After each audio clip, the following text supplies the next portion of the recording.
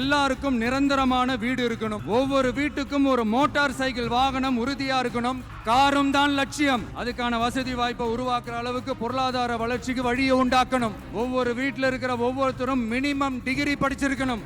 ஒவ்வொரு வீட்லயும் குறைந்தபட்சம் ஒருத்தருக்கு நிரந்தர வருமானம் கிடைக்கணும். அதுக்கான வேலை வாய்ப்பை உருவாக்கணும். அதுக்கு தகுந்த மாதிரி கல்வியில பாடத்திட்டத்துல சீர்திருத்தம் செய்யணும். கவர்மெண்ட் ஹாஸ்பிட்டல்ஸுக்கு மக்கள் எல்லாரும் பயம் இல்லாம நம்பி போற மாதிரி மாத்தணும்.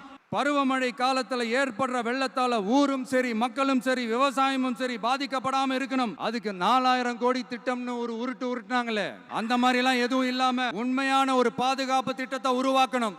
மீனவர்களோட, தொழிலாளர்களோட, நெசவாளர்களோட, அரசு ஊழியர்கள் மற்றும் ஆசிரியர்களோட கருத்து கேட்டு அவங்களுக்கான பாதுகாப்பு மற்றும் வளர்ச்சி திட்டங்களை உருவாக்கணும். உருவாக்குறது மட்டும் இல்ல, அதை செயல்படுத்தணும்.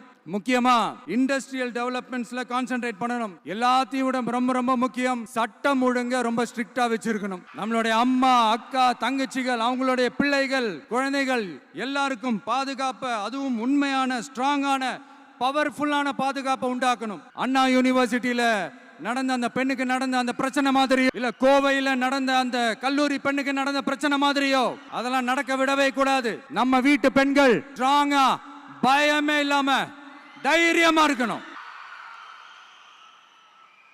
இதை எப்படி செயல்படுத்த போறோன்றது முன்னாடி சொன்ன மாதிரி நம்மளுடைய தேர்தல் அறிக்கையில் அதுக்கான விளக்கத்தை ரொம்ப டீட்டெயில்டா கொடுப்போம். நான் சும்மா மற்றவங்க மாதிரி அவங்கள மாதிரி எல்லாத்தையும் அடிச்சு விட்டுட்டு ஏமாத்துற வேலையெல்லாம் இங்க கிடையாது நம்ம கிட்ட.